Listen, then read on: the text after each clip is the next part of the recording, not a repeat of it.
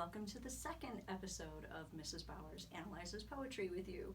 Again, we're going to be using the Tpcastt methodology, which is T is for title, P is for paraphrase, C is for connotations, denotations, figurative language, A is for attitude and tone, S is for shift, T is revisiting the title, and the final T is for theme. So, the poem that we're going to analyze today is called The Gift by Lee Young Lee. First, let's look at the title, The Gift. I like presents. I don't know about you. When we think about gifts, we're often thinking about something that we are giving to someone or something that we are receiving from someone. We look forward to them. We enjoy them. It's rare to have something that has been given as a gift that is painful or horrible, so we definitely have positive connotations when we talk about the gift. So that's the title. Now I'm going to paraphrase the stanzas right after I read it through one time. So here we go. To pull the metal splinter from my palm, my father recited a story in a low voice. I watched his lovely face, and not the blade. Before the story ended, he'd removed the iron sliver I thought I'd die from. I can't remember the tale, but hear his voice still, a well of dark water, a prayer. And I recall his hands, 2 measures of tenderness he laid against my face, the flames of discipline he raised above my head. Had you entered that afternoon, you would have thought you saw a man planting something in a boy's palm, a silver tear, a tiny flame. Had you followed that boy, you would have arrived here, where I bend over my wife's right hand. Look how I shave her thumbnail down so carefully she feels no pain. Watch as I lift the splinter out. I was 7 when my father took my hand like this, and I did not hold that shard between my fingers and think, metal that will bury me. Christen it, little assassin, one going deep for my heart. And I did not lift up my wound and cry, death visited here. I did what a child does when he's given something to keep. I kissed my father. Okay, so first stanza paraphrase, here we go. To pull the metal splinter from my palm, my father recited a story in a low voice. Let's talk about the sounds of metal splinter. Those have a harsh sound, and that T is sticking out. That's a hard edge, which works well if one has a metal splinter in their body. You think of that harshness and that pain. As that metal splinter is being removed, though, my father recited a story in a low voice. In class, we often talk about inside voices and outside voices. A low voice is often calming, and so that's what's going on. This little boy has a splinter, and his dad is talking to him in a calm tone to ease him through the experience. I watched his lovely face and not the blade.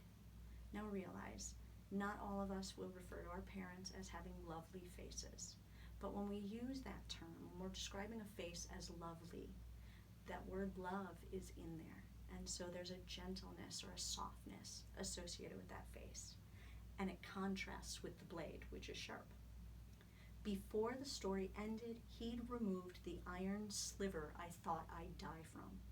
Think about how tiny a sliver is and what a big deal we make of it when it happens when we're little.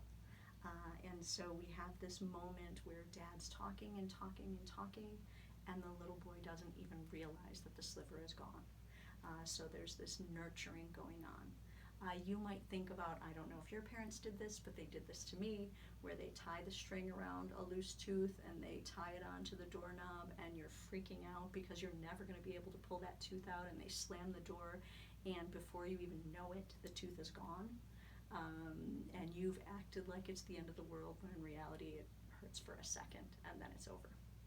It's probably what's going on in that first stanza. So the second stanza. I can't remember the tale, but hear his voice still, a well of dark water, a prayer. The story doesn't matter. When we talk about prayer, that's something that is sacred and special if you believe in that kind of thing. And so praying is something that we do when we are trying to find peace. And so he associates his father's voice as peaceful and a retreat from the pain. And I recall his hands, 2 measures of tenderness he laid against my face.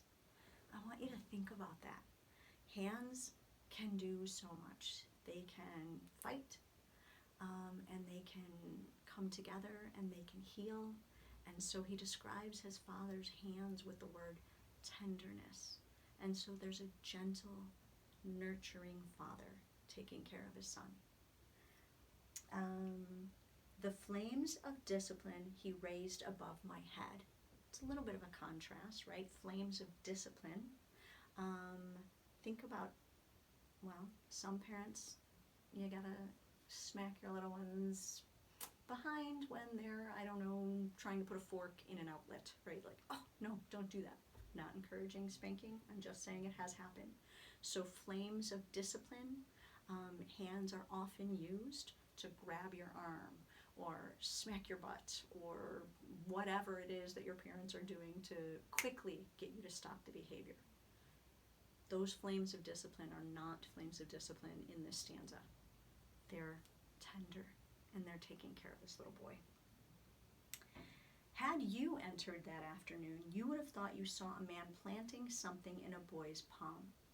A silver tear, a tiny flame. All right, so we have a metal splinter, so we can see where a silver tear could come from.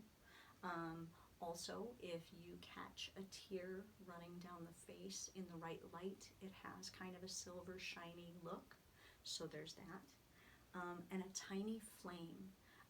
Again, if you have a little piece of metal in your finger and it catches the light, it can look brighter, almost like a fire.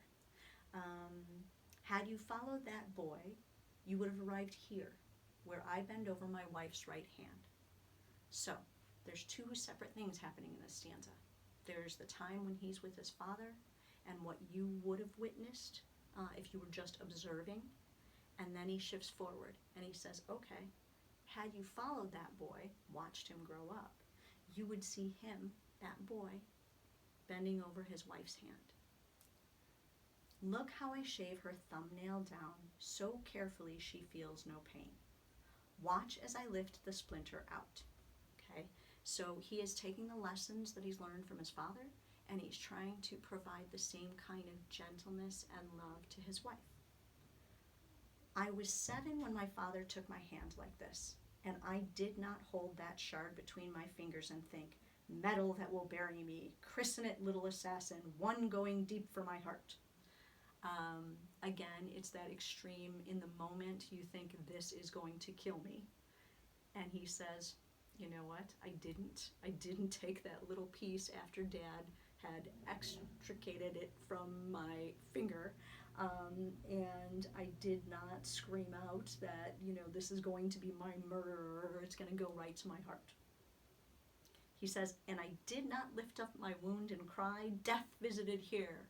Again, Dad took this overwhelming situation for this little boy and made it into a very tiny experience so that it wasn't a big deal. I did what a child does when he's given something to keep. I kissed my father. Paraphrase. What's really happening in that is Dad gives him that little shard and he looks at it and he keeps it. Metaphorically, so if we're moving TPC, if we're moving to connotations, the idea of something to keep, it's not the literal shard of splinter that he is keeping. It's the lesson. And it's the lesson that he applies to the stanza with his wife, right? Okay, so let's go back up. Attitude. It's a pretty gentle poem. If we were looking through, we have words like tenderness, and we have silver tears and lovely faces. The only time we get anything that shifts that a little bit is when we have things like little assassin, one going deep for my heart, death visited here, right? It's the overblown moment that we get those words that take the tone a little bit differently. Shift. Is there a shift? Yes. The shift takes place when we move from that little boy in that room with his father to that grown man in the room with his wife. That's a shift. Why does the shift matter? The shift matters because there's a maturity and a recognition that that little boy has once he's a man. When he's a little boy, he doesn't realize what his father is doing to help him. But when he's a man, he's able to apply that love, that gift that his father gave him to someone else. Shift. Title. Let's go back to the title. The gift. The gift literally is the splinter removed from his hand. Metaphorically, it's the idea of taking care of the people you love and making sure that they're all right and passing that on from generation to generation, which is going to tie in very well with our theme. And our theme is going to have something to do with love and nurturing. So what is the poet saying about love and nurturing? I'd have to say one does not realize in the little moments that they are learning big lessons about life. What do you think? I think it works. I hope that helps you better understand the poem, The Gift. If you have any questions, you know where to find me.